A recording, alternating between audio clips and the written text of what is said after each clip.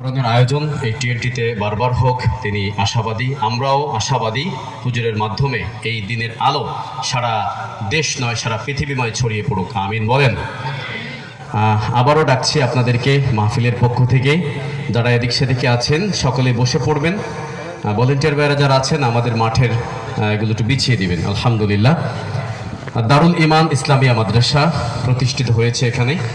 আমাদের সকলের শ্রদ্ধা ভাজন, সকলের প্রান্তীয় উস্তাদ হজরত মাওলানা মুফতি ইলিয়াস জাহানাবাদী দামাত বরকাত ও মুজুরের মাধ্যমে তো মাদ্রাসা এগিয়ে যাচ্ছে, এগিয়ে যাবে, এই দোয়া রইল। এবং আমাদের এই মাহফিলকে বাস্তবায়ন করার জন্য যেই সংগঠন কাজ করছেন আল মারহামা ফাউন্ডেশন, হুজুরেরই হাতে গড়া এই সংগঠন, সেই সংগঠনে যারা সদস্য হতে চান আমাদের গেট থেকে ঢুকেই ডান পাশে অফিস, সদস্য হয়ে যাবেন।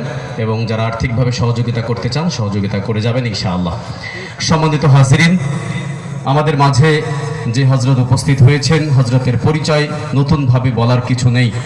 আলহামদুলিল্লাহ, আমাদের মাঝে এমন একজন ব্যক্তি উপস্থিত হয়েছেন, এমন একজন দায়ী উপস্থিত হয়েছেন, আমরা তার উপস্থিতিতে খুলনাবাসী ধন্য। কি বলেন?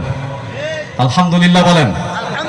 হজরতের আলোচনা যারা শুনেছেন জানেন হুজুর কেমন আলোচনা করেন। সেজন্য আমাদের গ্রাম্য ভাষায় একটা কথা বলে, তাওয়া গরম না হলে রুটি দিলে রুটি হয় না।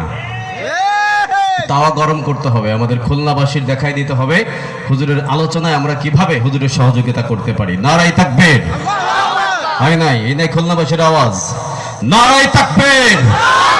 উচ্চ কণ্ঠে আওয়াজ দিয়ে হুজুরের সঙ্গে থাকতে হবে। ফিলিস্তিন ফিলিস্তিন। কই মুসলমান চুপ কেন? কি ব্যাপার? আওয়াজ করে কথা বলেন। ফিলিস্তিনের পক্ষে স্লোগান দিচ্ছি, চুপ কেন মুসলমান?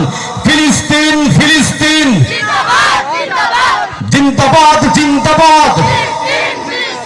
ইসরায়েল ইসরায়েল নিপাত যাক নিপাত যাক।